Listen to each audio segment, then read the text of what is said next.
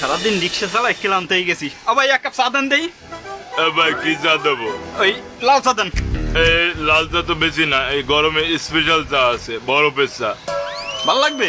তা দেন বানান।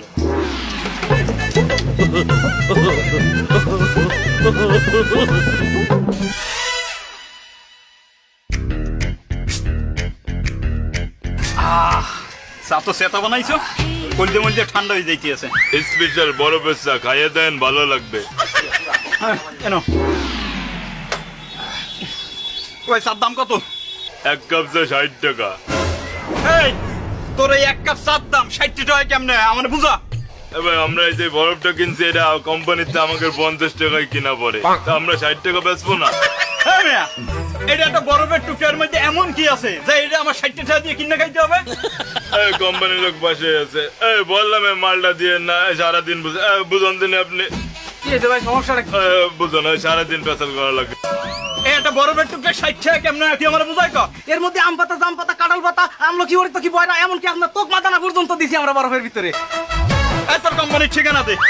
ওই তো বস আছে সাথে। বস কোম্পানি মালিক এক কাপ চার মধ্যে এক টুকরা বরফ দেছে, ওইটার দাম নাই আবার 60 টাকা কেমনে হয় আপনি বুঝান আমারে। কেমনে কেমনে এক টুকরা রম্বার বরফ ওই 60 টাকা কি পাইল? আমার শরম করে এই কোম্পানির মালিক বললে পরিচয় দিতে।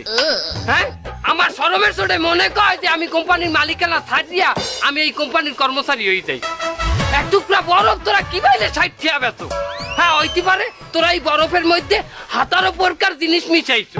হ্যাঁ, লম্বা সম্বা মিলাইয়ে তোরা জিনিসটার দাম বাড়াই খেলাইছো, কিন্তু সেটা রিক্সাওয়ালারা খাইতে পারবে? হ্যাঁ, অনেক রিক্সাওয়ালারা এটা খাইয়া লাভে। কারা কদেই জাগো ভিতর জমিদারির রক্ত আছে, বাপ দাদার কেউ না কেউ জমিদার আসলে, কিন্তু নির্মম এক পরিহাস, সে এখন জমি